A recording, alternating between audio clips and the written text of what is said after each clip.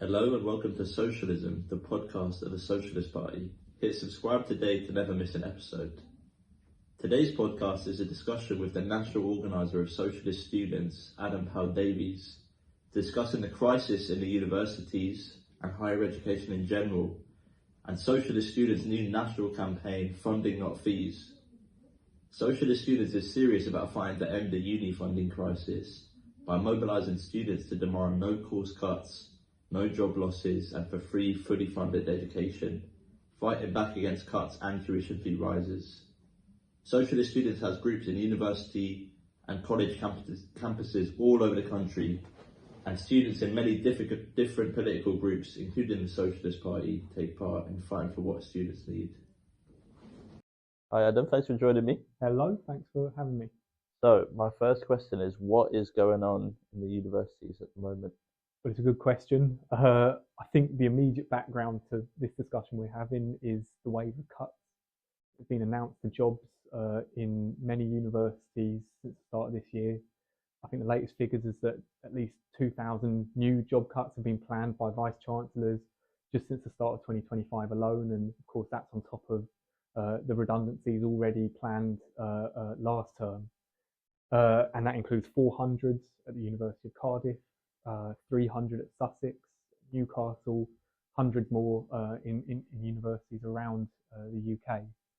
And I think what's shocking about the cuts going on at the moment is not just the scale, but also the impact it's going to have on working class communities, in particular, having a knock-on effect on local people. When you look at what's going on at Cardiff University at the moment, the fact that the nursing school is threatened with closure, that would make Cardiff the only capital city in the whole of Europe without a nursing school. It's a major supplier of trained skilled labour to the NHS in Wales at the moment. So, you know, these cuts, they're not just a devastating threat to jobs themselves, but also to society more generally in Britain. So obviously this hasn't happened overnight. So how and why has the university funding crisis got to this point?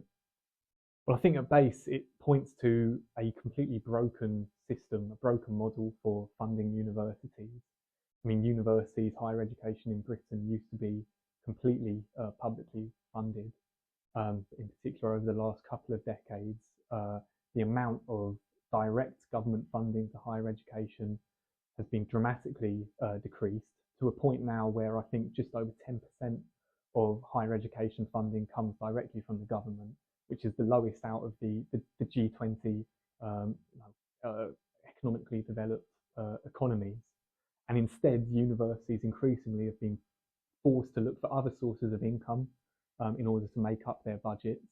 In particular, tuition fee income, especially since the trebling of tuition fees in 2010.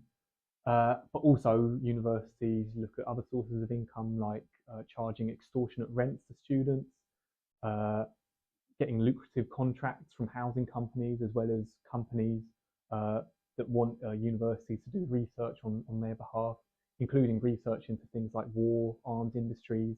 That's of course been a major feature of protest by students over the last year or so against the Israeli state's genocidal slaughter on Gaza and the complicity of universities in that. And so you've seen really what's been called like the marketization of higher education. In other words, universities competing within a market for students and other sources of income, basically acting like capitalist businesses, maximizing income while driving down their outgoings, which has meant a 25% reduction in staff wages over 15 years. It's meant exploitation of students in terms of the housing, the rent that they pay as well. And this year there's been a crunch in particular because tuition fees that UK students pay have been gradually eroded since that trebling that I spoke about just then from 2010. And universities had temporarily been able to bypass this collapse in the value of the UK student tuition fee by relying on international students more and more heavily. And unlike UK students, international students don't have a cap on their tuition fees. Universities can basically pay what they like. Charge what they like, rather. But that's all come to a head this year because for the first time in a decade, international student applications have dropped. And so you've seen this crunch.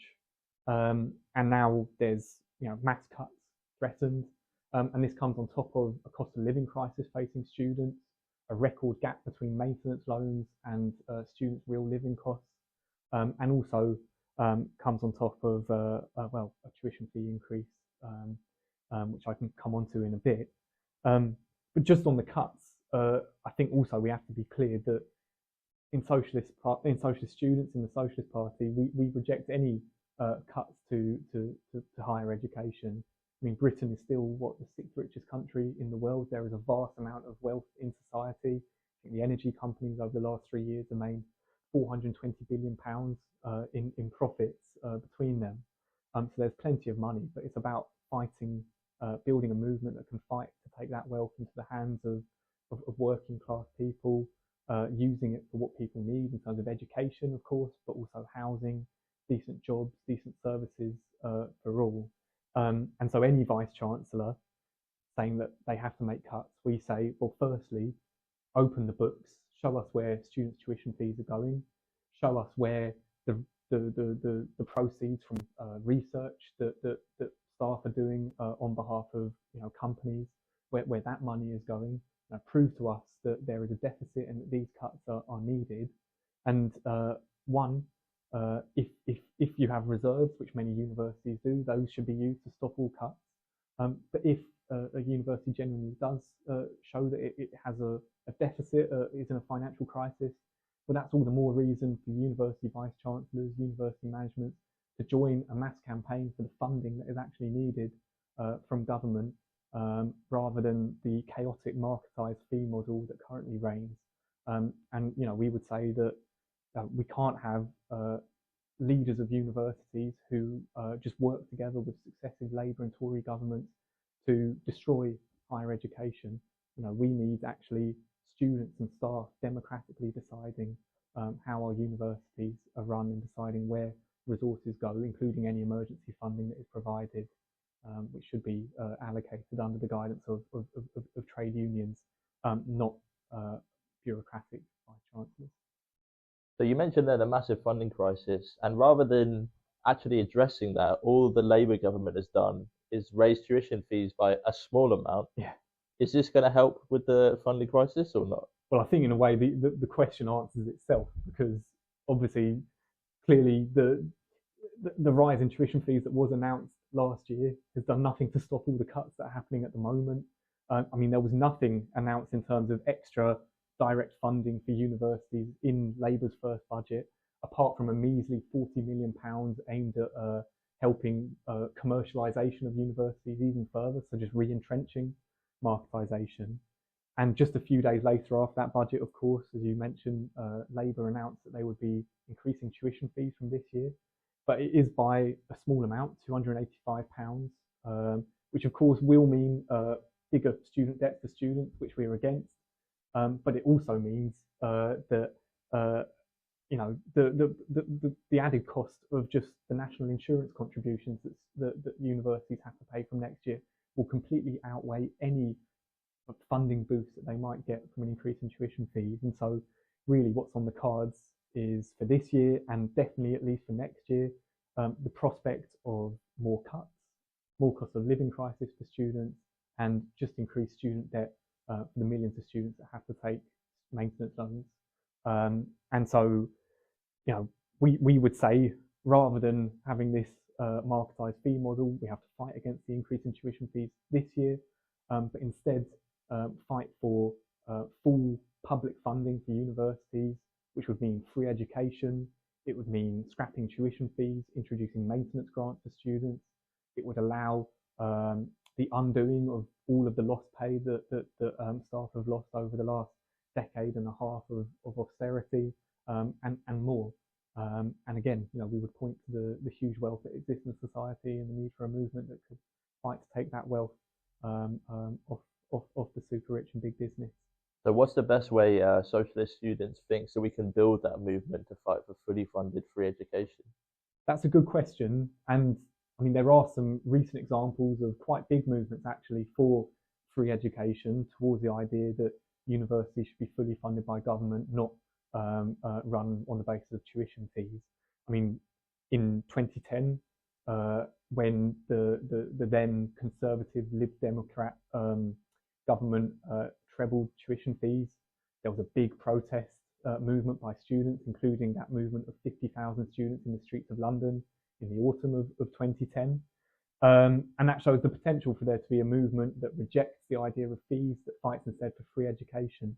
Of course, one of the weaknesses of that movement was that the NUS, the National Union of Students, which is the so-called student leadership nationally, did not sufficiently link up with trade unions at that time, who were preparing to take massive strike action, which had the potential into developing really into generalized strike action. Those student and workers movements weren't sufficiently linked up, and that is something that we have to learn for this time round.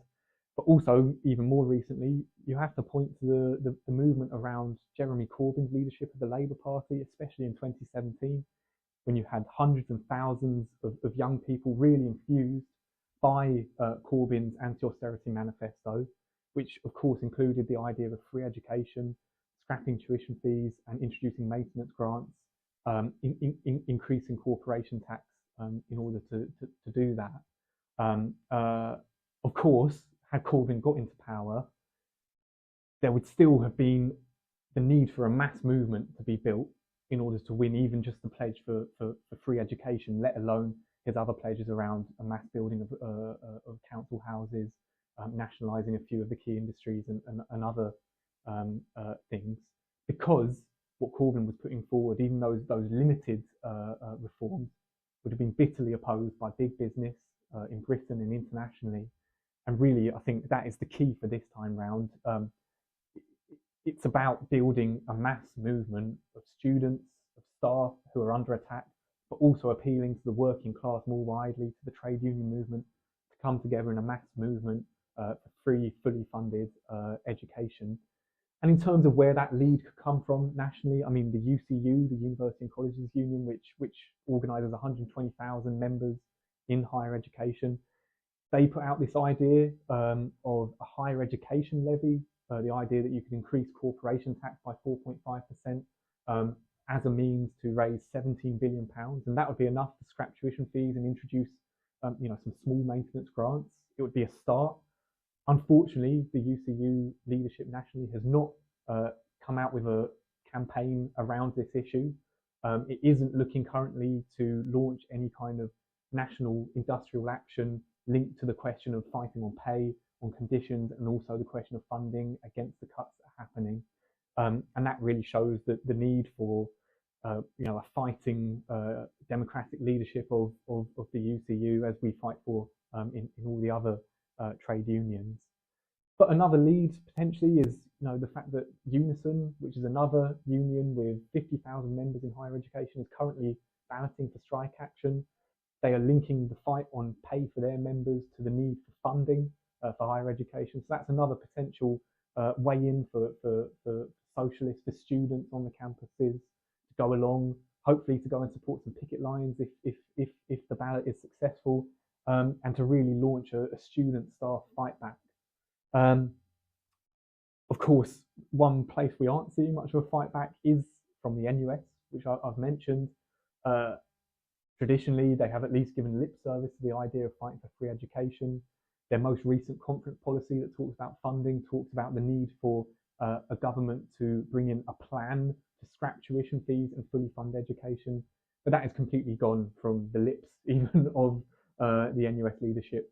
Currently, they've come out in response to the tuition fee increase that Labour has introduced, saying that instead there needs to be a balancing of public and private investment in higher education, which really is, I suppose, a symbol of how far back the NUS has fallen, but also the need for students to be fighting for a democratic, socialist student leadership nationally, and students could start doing that by standing in students' unions elections, which are going on at the moment in universities all across the country, standing on a programme of free, fully funded education, the idea that universities should be under the democratic control of students, staff and the wider communities. That would be a step forward, just pointing to the need for there to be, democratic student organisations that actually represent us. Of course, I've said a lot there about, potentially what could happen. The fact is there isn't really being a clear lead put out nationally for how we can fight these cuts, how we can fight for free education. There is no major political party, in government at the moment that is calling for this. We would also say that, Jeremy Corbyn, you inspired thousands and thousands of young people to fight for free education when you were leader. Why aren't you coming out and doing the same now? But of course, the fight back has to come from somewhere. And so Socialist Party members in the universities, in colleges, have put forward the idea through Socialist Students, which is the organisation that we take part in on the campuses. We put forward the idea of a campaign called Funding Not Fees. Yeah. Can you tell us a bit more about that? Funding Not Fees? What is that? I can. So that was originally a campaign that Socialist Students launched in response to the threat of a tuition fee increase. We looked at the fact that universities were in a massive crisis, that the Labour government coming in was aware of the potential threat of a university bankruptcy, which of course they would want to avoid, not because they care about jobs, not because they care about students, but because it would lead to huge pressure on them to intervene, to have to be seen to be protecting jobs. Who would want to be an MP in any town or city where universities around the country are one of the biggest employers? Who would want to be an MP in that situation, having to face the reality of thousands and thousands of jobs being lost in their community? And so we thought that Labour would introduce some measure within the narrow constraints that they had to work with in terms of the crisis of British capitalism. We thought they would introduce some measure, and because of their pro-big business, pro-capitalist credentials, we thought it was most likely that they would try and increase tuition fees to make students and staff pay even more, rather than looking to make big business pay. And of course, that is what has happened. However, we don't think actually, from our experience of campaigning in the universities and the colleges, that the issue of the tuition fee rise itself has been as big an issue. I mean, obviously that's what Funding Not Fees, as its name suggests, was originally introduced to, set up to campaign around. What we have noticed is actually the issue of cuts is a huge mobilising factor on lots of campuses at the moment. And I think a great example is what's going on in Cardiff University, where Socialist Party members in Socialist Students and also in the trade union movement locally have really been able to spearhead a campaign called Cardiff Students Against the Cuts. And within hours of finding out about these cuts, our members, our comrades went out with a new leaflet, a new poster, built for a meeting the following week, which we got over 70 along to. That included members of other student societies, members from the local community, students' union officers, as well as trade union members. And they got together and planned, a fighting response, had a very successful rally with, I think, hundreds along there just a few days later.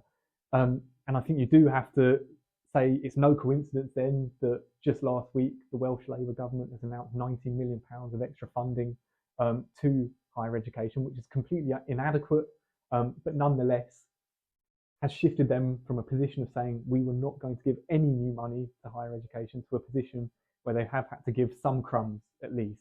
And we think that that example in Cardiff really offers a fighting example for how local campaigns being built against the cuts, fighting instead for the idea of the need for full funding to higher education, that model could be replicated nationally and link up into the basis of a really powerful movement. And that's really what Funding Not Fees is for. And we produce campaign material, and we talk about the idea of a movement for funding, for not fees, to reject this latest tuition fee rise, to instead fight for the scrapping of tuition fees, the cancellation of student debt, to fight for rent controls in student accommodation, for living maintenance grants rather than students' loans, to end low pay, casualisation of staff. And we think that is the outlines of a programme that could unite all these different groups that are going to be fighting back on campus to build a really successful campaign.